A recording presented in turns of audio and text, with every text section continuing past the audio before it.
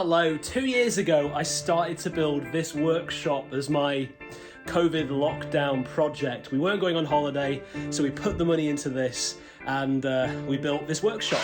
And I'm absolutely not a professional, amateur at best, but I do have a passion for building things, and I do like hand tools, particularly in old ways of doing things.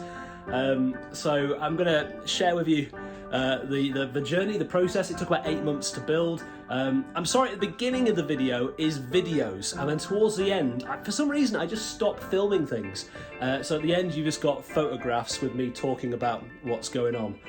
So just watch the first half, you'll get halfway there. But yeah, I mean, I guess just a couple of things. I really wanted to make it myself, so everything from planning, design, choosing materials, construction. I had a little bit of help from some friends and family, but most of it was just sort of my ideas. And I owe a lot to videos on YouTube, but yeah, mostly this is me just having to go and see if it works. It is insulated. It's there's vapor barrier, there's membrane. I've tried to do some traditional techniques like charring some of the frames and the windows. I wanted to use locally sourced and recycled materials as much as possible, so very little in here is actually purchased new, apart from a lot of the construction timber itself. But all the cladding is sustainably forest, locally milled Douglas fir. The windows came off a 300-year-old pub in St Asaph. The roof is 500-year-old Welsh slate. You get the idea. So yeah, I guess watch the video and enjoy it. Good.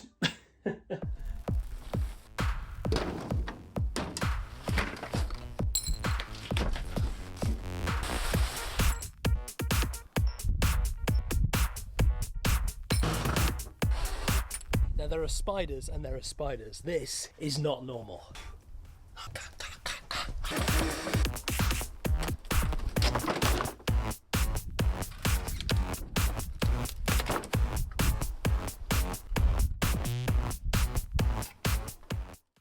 With the shed out of the way, it was a case of clearing the turf and levelling the soil, which took quite a lot of work. The ground's mostly clay. That's my Viking long pit that I made with my nephew earlier in the summer. This is much later, and I took out, I think, 150 odd barrels, wheelbarrows of clay and soil. This is forming up for the concrete pour. In hindsight, this is absolutely the wrong wood to use, because even with 15 stakes in behind each piece of wood, it's still flexed way too much and it isn't perfectly square. So I'm squaring up all the corners here and levelling the back, and the back had to come up almost a foot and a half to be level with the front, which gives you an idea of just how much slope it is in that part of the garden. At this point we are just adding the hardcore. Help here from my dad and my nephew, using a diesel powered whacker plate, which is all kinds of fun and horrible for your spine, but getting that as level and flat as possible, ready for the I think 6 inches of concrete pour we did on top of that. And this is my favourite picture from the whole build. It's me and my dad. So nice, really thick layer of DPM going on here, just ready for the concrete pour, which is arriving here. Now I went for a concrete that has reinforcement built into it rather than using any rebar or anything like that, and the guys that poured it helped me level it and they did a great job. Nightmare getting the forming boards out, but great to have got that done by someone far more professional than me. This is moving on now to my absolute least favourite part of the whole build. I love wood. Wood's forgiving. Wood's lovely. Wood just works. Concrete and bricks, they're just hard and cold and brittle, and they don't stay where you put. And masonry is definitely not my cup of tea. But I wanted to have a path that went around the two back edges, so I could get round all year round and just keep the boards, the cladding that I was putting on, clean, and I just want to be able to walk around the entire building without any problems. So a nice layer of patio going around there. And then in a minute what I do is I add my engineering bricks. Now what I did is I went for a layer of engineering bricks and a 2-to-1, here we go, a 2-to-1 mortar mix. The idea of this was just to give some moisture clearance between the concrete and the wooden boards, the wooden framing itself. So that just made it more square and stopped the frame from rotting. So, a huge portion of my wood is arriving in the next half hour.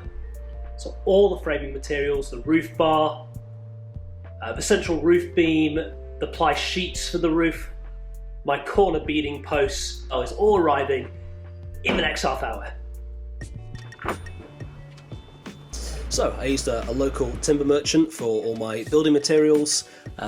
Mostly it was 2x4 and 4x4 CLS, but also there's 100mm fence posts.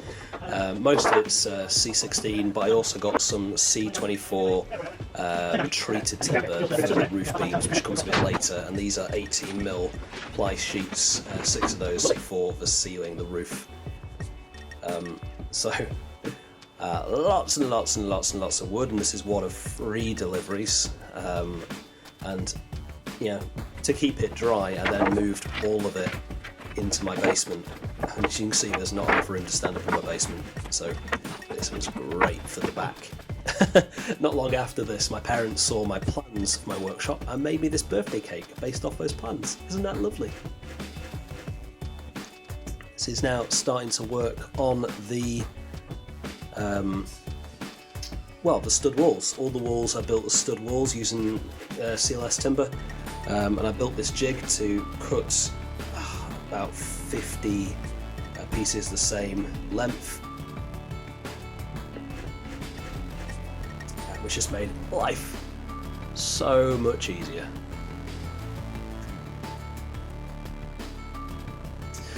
Once the wood was all prefabbed, all cut, we built these 4 walls. I have my friend Noah helping me out here.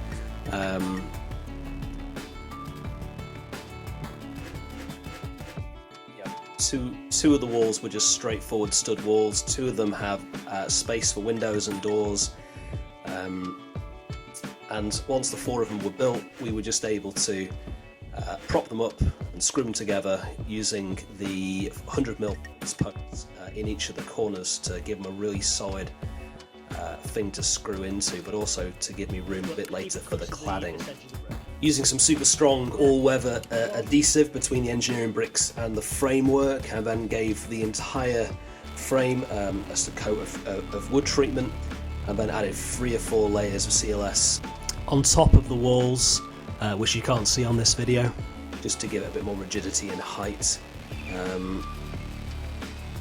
So this is me bolting the frame straight down into the engineering bricks, and in hindsight I really should have used Thunderbolts, but instead I used a pretty strong 120mm bolts with washers, zinc plated, with raw plugs, and it was just hard work. And there's a good 5 or 6 of these on each wall, going straight down into the engineering bricks. And it probably would have been fine with the glue, and the structure of the hole's quite strong, but I felt better having them in there. This is me creating my central post for the massive piece of wood. Here it is, going through the middle. And there's certain jobs you really shouldn't do on your own. There's a whole bunch of those coming up now, but this is definitely one of them. Biggest piece of wood in the whole build, and yeah, a ladder and some G-clamps, speed clamps, and a lot of small adjustments.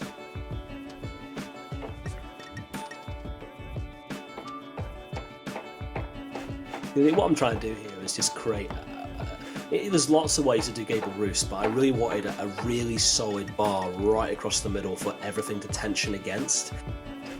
So it made the roof a lot easier to build, and it's just given it a little bit more strength and integrity. It's just quite nice having a nice big solid bar down the middle. This is now absolutely the most complicated thing that I did. It was trying to work out all the angles for the gable roof, and getting, are they called crow's feet, bird's feet? I can't remember, but the little the wooden triangle hooks. You're basically trying to create the right pressure between the central beam and the tops of the walls, so the beams effectively, even without bolting them in, they sort of hold themselves, and when you put the weight of the roof on top of it, it all kind of pressurizes into its slot. That's absolutely not the right way of putting it, but if you do all these angles right, then even without bolting it in, the roof is incredibly solid just from the pressure and the angles of all these roof beams. Of course, I did bolt it in and glue them and do everything I could to make sure they didn't move, but it's really solid. Getting a bit of help from my dad here, connecting the first roof beams up. It's a really complicated job, but once you've done a couple of them, it starts to make sense. I ended up doing the rest of them on my own, most because I was being impatient. So I'm rigging up here pulley systems and clamps to try and make sure I can do this without dropping it on my head, but also doing it with accurate spacing. And, you know, it got late, but I did just about get all these on and get them solid. Ugh, it's so embarrassing to watch now. Looks cool though, right?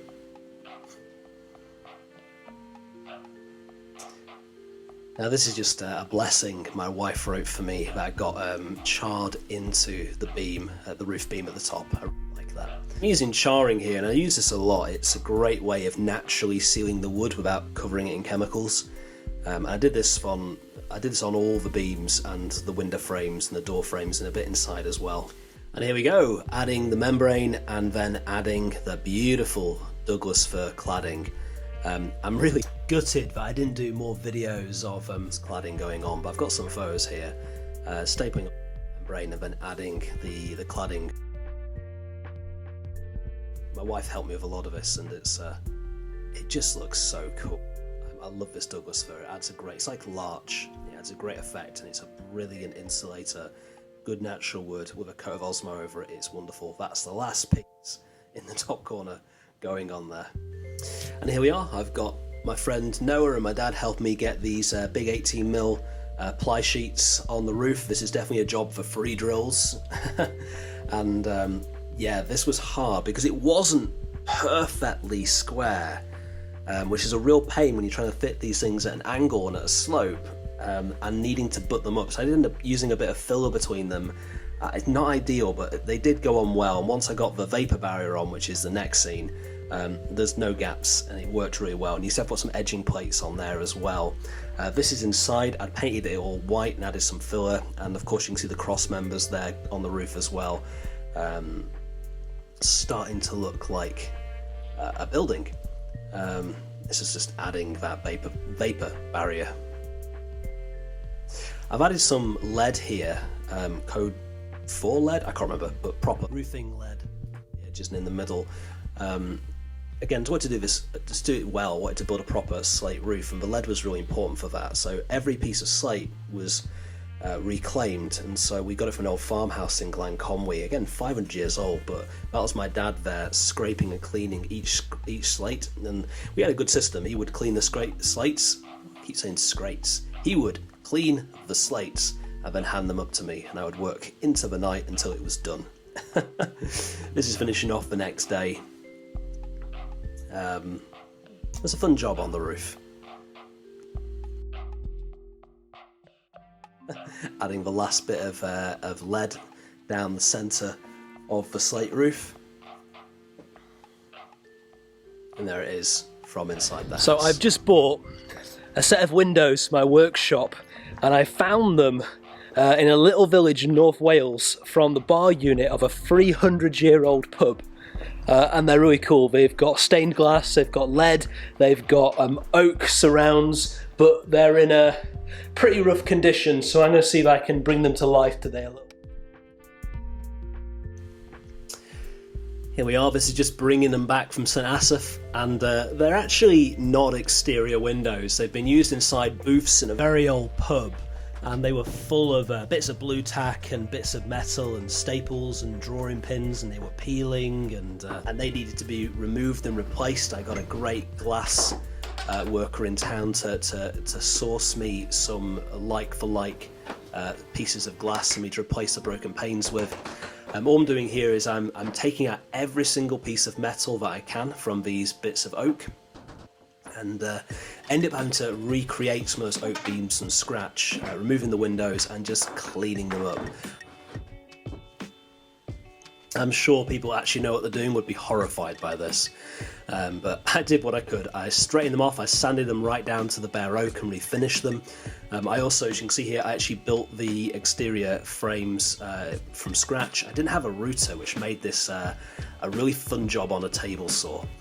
This is me fitting them into the window frames themselves. And again, I used the scorched wood technique just to weather seal those. This is now starting to work on the door frame. Here we are, built the doors from scratch, similar to the window frames. And again, they needed a membrane and they needed cladding in Douglas fir. And yeah, I really like these doors. They're weighty, they match the building, they've got a good lock in them, and yeah, they just look cool. I tried to match the cladding on the outside as well as I could. But it was not an easy job.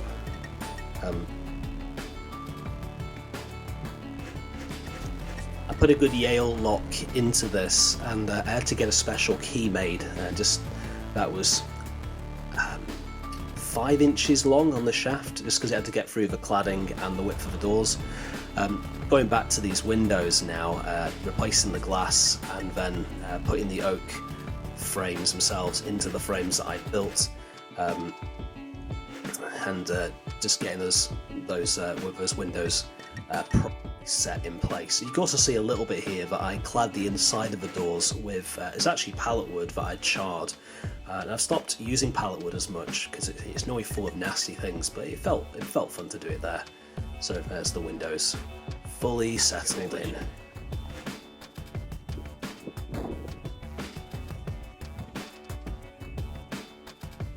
So I'm using Osmo to coat all the Douglas fir. In fact, I coated everything on the outside with Osmo. It's brilliant stuff. It's really natural. It brings out the grain well, and I absolutely love it. It'll need to go on every year. This now is building the interior floating floor. We've got CLS. We've got 18mm. Chipboard flooring, Tonga groove flooring. I have a little time capsule in there. I won't tell you what's in that, but now you know it's there. And yeah, I've done a few of these floors now, and they're relatively simple. They're like jigsaws when you know how to put them together, and a little bit of underfloor working into the night. This is really cheap underlay and basic mismatched laminate flooring. It didn't need a lot of insulation, so I'm quite pleased. It adds to the sort of rustic effect. Moving on now to the interior cladding of the walls. I'm just using OSB here. It's a really easy material to use, and it just gives me a nice solid and quite bright surface inside. So yeah, I quite like the way this looks. This is now moving properly onto the interior of the build. This is me building my miter saw station and storage unit. There's going to be a big workbench in the middle, so this is mostly for cutting wood and storing things. And I used MDF for this, and I think I'll need to rebuild this again using something a bit solider, maybe some ply. But all these drawers and nooks here move. I've inlaid there the ruler and a track rail for the miter saw. It's not a huge space, so underneath that miter saw station I built 2 of these extendable workbenches on casters, one of them just for sanding. This one is my middle workbench, again on casters, which has a table saw, and underneath it actually has one of my extraction units in it. I wanted to have a nice mock-up board, so I've got here starts off with chalkboard, and then I add a whiteboard to it, and I put a mitered wooden frame around it, and it just looks quite cool. Pencils, pens, and things like that. And there it is, there's basically the inside of the building. Moving on now to outside, this is where it gets really messy. We're a corner house on the bottom of a slope and everyone's water flows into our garden. So what I'm doing here is I'm actually creating 20 metres of French drain and 2 large soakaways. This one ends up being 5 foot deep. And French drain is basically, I've got weed barrier there, and this is perforated pipes, it's full of holes, and then lots and lots of stones, and it all feeds into the soakaway, slopes into these 2 soakaways, all around the edge, so when the gutter's in, that'll help as well. And then we actually added 5 tons of soil on top of this drain system. And it's here's the soil arriving. It's so much better now. I reckon it helped because our garden was so boggy, and I reckon this has helped probably 60%. It's really done well. So now we hardly have any standing water in the garden, even after the worst rains. This is now creating a front path, which is quite lovely, using some Welsh slate again. And yeah, there it is. I have a nice cast iron chair out there at the moment, but it's nice to have this path. And then I built another one. This is actually much more recently, a little patio on the side, exactly the same. So this is my cat helping me out, putting the weed barrier on top of the hardcore. And then again, Welsh slate on top. It still needs a lot more, but it's nice to have that little patio and extra workspace next to it. So there we are. That's basically as it looks today. Whew. So here it is a year later. I do need to put another coat of finish, another coat of Osmo over the whole thing. I also really need to trim my path because, yeah. I noticed things like my window box wasn't on the build video or photos, and I haven't actually finished. I need to put another one of those boxes around this window here. I'm also going to add some guttering across this into a water butt, and this patio needs about another 2 ton of slate before it's finished. But no, there we go. Lovely. So a quick look inside. It is very messy right now, but it has been really well used. I've built quite a lot of planters and basic things like that. By the way, that's a reindeer skin from a Sami tribe, sustainably sourced, but yeah, quite like that. I think I'm going to rebuild a lot of these shelves. They've not been quite as strong as I hoped. It's MDF, I don't know. Both of these workbench extensions come out, and that one's got a sanding box. The top comes off this, and it's got a vacuum hose underneath it. I still haven't got proper power in here yet, so I'm still running off an extension lead, which is why it's a bit dark. Let's see. Got a few of my clamps. A lot of these are at work right now because I'm building a youth centre. I do love these windows. This is my more traditional workbench. At the moment, what I'm mostly doing on this is making a dragon, which needs no tools at all. First thing I built in here was actually a piece of 300 or 400 gerome Dutch elm that had Dutch elm disease, and I had to treat and fix that. Now it's a coffee table in my office at home with resin in it. This is a piece of American ash, and until I get a decent bandsaw, that's probably just going to sit there. But I want to make some end grain chopping boards out of that. And really, I guess that's it. And you can see our garden. In fact, it just looks like a mess from here. Let me show you. We're trying to what's called rewild a lot of our gardens. So we've got paths and things cut through it, but we are trying to create meadows of wildflowers, and you would not believe the wildlife we get in here. It is utterly incredible. So, thanks for watching my workshop build.